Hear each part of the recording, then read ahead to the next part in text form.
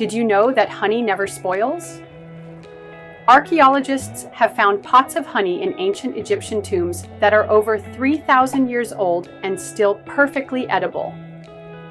Speaking of longevity, the oldest known living organism is a bristlecone pine tree in California, estimated to be over 5,000 years old. And here's a fun twist. Octopuses have 3 hearts.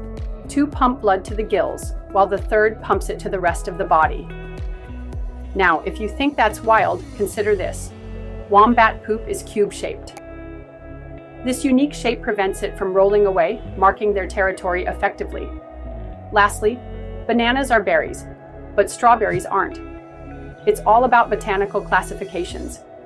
Isn't it fascinating how nature surprises us in the most unexpected ways?